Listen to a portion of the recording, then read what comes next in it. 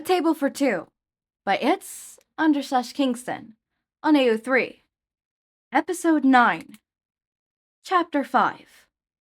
Hey, Pancake. Amity cooed as she walked out the kitchen a minute later. Guess who's very charismatic and was let off from work early because she got a hot date? Oh, I thought we were hanging out later. Luz replied. Well, she was upset their plans were cancelled. She was more jealous than everything. Amity narrowed her eyes in confusion before smiling. You do realize you're the one I'm going with, right? Huh? Luz murmured before realizing what was happening. Oh, we're going on a date. I thought it was a friendly hangout, like last night. Pancake? I hate to break it to you, but hangouts don't normally involve cuddling and flirting and kissing. On the cheek doesn't count. My point still stands. Fine, let's go, Amity said, giving the waiter, Rainey, put in charge, the money for her food, and walking out with Amity. You drive to your place so your cart isn't left here, and I'll pick you up, say, 7, and take you somewhere. Sound good? Amity said, as they walked out. The afternoon chill had turned into the night cold breeze as they stumbled into their cars. Sounds good, newbie. See you later, Pancake. Bang, bang, bang. You're gonna take my door off the hinges. Chill out, Luz shouted, swinging the door open. I was making sure you heard, Amity replied with a shrug. I think the entire building heard, Luz grumbled, stepping out of her apartment. She closed and locked the doors before turning back to Amity. So, where are we going? Luz asked as the pair started down the street. It's a surprise, Amity said back, leaning Luz to where she had parked her car. That could be good, Luz said sarcastically as she got into the car. I'm an expert at picking date locations, Amity replied confidently. She backed out of the parking lot and began driving down a road unfamiliar to Luz. This seems sketchy, Luz said, looking out the window as they entered a heavily wooded area, the roads becoming one of dirt. It is a really good place, really, Amity assured her, slowing down to make a turn. No, not the place. You're driving into a forest and not telling me where we're going? That's like the definition of sketchy, Luz explained, getting a laugh from Amity. Okay. It's this cool place I found a while back. I was going there to be alone, Amity said, stopping the car and switching the headlights off. They were thrown into sudden darkness, but after a minute their eyes adjusted. The car was parked by the edge of the water, the moon reflected off the water, making it look like a drop of milk in the ocean. The stars dotted the sky and showed up slightly on the water, resembling small fishes. The trees around them casted long shadows across the lake, the previous orange leaves now almost invisible. This place is amazing, Luz said, peering out through the windshield. It's too cold to hang out by the water's edge, so we gotta stay in the car, Amity said slightly. She tapped her fingers on the dashboard as she spoke, like she was contemplating something. Wanna sit in the back seats? Car's got a sunroof, so we could see the sky better, Amity suggested, sliding the back and letting the light through the top.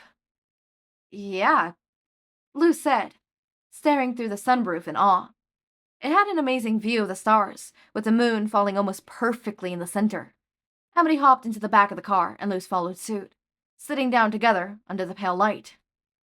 It's pretty cold, Luz said, grinning as she slid closer to Amity, who put her arm around Luz.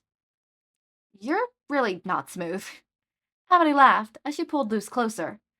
It worked, though, Luz pointed out as she rested her head on Amity's shoulder. The pair sat in silence as they stared into the night sky, watching the occasional bat fly by, temporary, a black dot on the moon. Hey, Amity said, getting Luz's attention. Can I kiss you? She asked quietly, almost unheard by Luz. Huh? Luz looked over at Amity and their eyes met. Despite her normal air of confidence, Amity wore a nervous but hopeful smile. Her eyes shine, probably from the moonlight, but a hint of something else flickered through them. Luz's breaths caught in her throat as she registered the question. Luz just nodded slightly, causing Amity smiling brightly. As if the world never existed, everything around them faded out. The chirping of the insects seemed to halt. The hooting owls now sat in silence. Even the ever-blowing wind seemed to stop spiraling leaves across the lake. Amity raised her hand, cupping the side of Luz's face. They both leaned in until they were inches apart, taking a final breath. Luz leaned in a little more, connecting their lips. The kiss felt electric, like it was sending sparks through their bodies. It was clumsy, but passionate, unpracticed, but meaningful. They broke away for air, quickly breathing before letting back in. Amity broke her arms out around Luz's neck, playing with her hair as they kissed. Luz copied her, but instead wrapped her arms around Amity's waist, pulling her closer until Amity was on top of her. Amity leaned back, the top of her head glazing the roof. Even in the dim light, Luz could tell she was smirking. Amity began, but was hastily cut off. Shut up, don't make me say it, Luz murmured, grabbing Amity by the shirt and pulling her back towards Luz. They leaned back into the kiss, or rather, make-out session. A loud buzzing startled the pair, which Luz recognized as her phone. With Amity still on top of her, Luz fished her phone out and glared at the screen. Oh, come on, she groaned, answering the call. Luz? Yes? I called to remind you that the Boisher Grocery is closed tomorrow for the health and safety check. Ah, okay. Thanks. Have a good night. You too. Click. What was that about? Amity asked, ready to judge how good the reason they were interrupted was. My boss called. She told me I've got tomorrow off since they're doing the health check. Luz explained, stuffing her phone back into her pocket. Oh, nice. I've got work tomorrow. Amity groaned. What time is it? Almost 9. Luz responded. I should start driving back home. I'll drop you off at your place. Amity sighed, sliding off of Luz and getting onto the car. She got into the front seat and patted the passenger seat. You coming? I don't want to distract the driver, Luz said, smiling slyly as she did. Amity grinned back and started driving. She dropped Luz off at her apartment and sped away after saying goodbye. I wonder if that was a one-time thing. Luz thought to herself as she entered her apartment, desperately missing Amity's warmth. Luz. Hey, when does your shift start? Amity. 10. Why? Luz. Felt like getting breakfast without a distraction? Amity. Lies. Luz. Don't know what you're talking about. Amity. Sure. Amity. I've got to get some sleep, Pancake. I'll see you tomorrow. Luz. Good night, newbie. Amity. Night. Luz turned her phone off and laid back on her bed. As she tried to sleep, she couldn't think of anything other than Amity. How her eyes shined. How cute her smile was. How soft her lips were. Luz couldn't get her out of her head. Gotta talk to her tomorrow. Okay, alright. We're getting somewhere, and then the next chapter is the last chapter. And I was gonna do another Lumity. I promise y'all I was. I really was. And I'll maybe get back to it. But you know what just updated today? The fic that I was talking to you guys about that I really wanted to do. The means to an end, I think it was. Yeah, it was to mean to the end. Wait, it says question mark? 4/? It used to be 4. It used to be 3/4. So it's growing. Okay, never mind. I'll wait for a means to an end and I'll just do the other Lumity one. Ooh, I'm excited. I'm excited.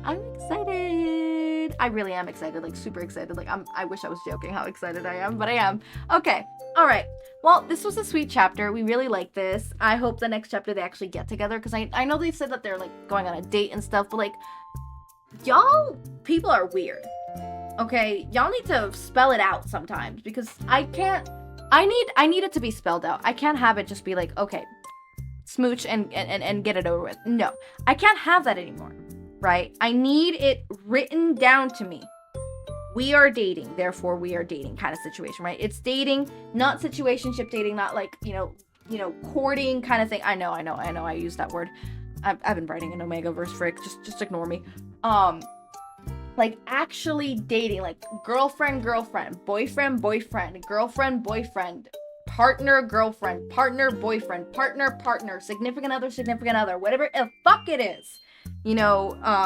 So yeah. Anyways, Kingston, I noticed that this chapter you kind of popped off. Like, do not get me wrong, the other chapters are good, but I could tell that this one was a bit more better. I think specifically it's narration. It's less about the thoughts, because you're still very insecure about that part. Or not very insecure, but I could tell that you're not as secure with just putting the thoughts of the characters. I still see the quotation marks. I still see the she thought kind of situation. Some authors don't even put the she thought. I think you're one of those that also don't put the thought sometimes. Which again, whether you put it or not, it's independent. To put the brackets though, it's very screaming like, oh, not insecure, but not fully secure with what you're doing. You get what I mean? Which is not a bad thing. We all start somewhere. And narration-wise, I could tell that you really popped off with this one. You really put a lot of effort into this specific chapter, and I wonder if we're going to see that for chapter 6 as well, or if it's just going to be chapter 5. I didn't say this in the last one because I wanted to fully read it and see, was it just the first half or was it the full chapter? And it was a full chapter. So, yeah, I really enjoyed that. As always, my raindrops, make sure to eat, sleep, drink water, take your meds.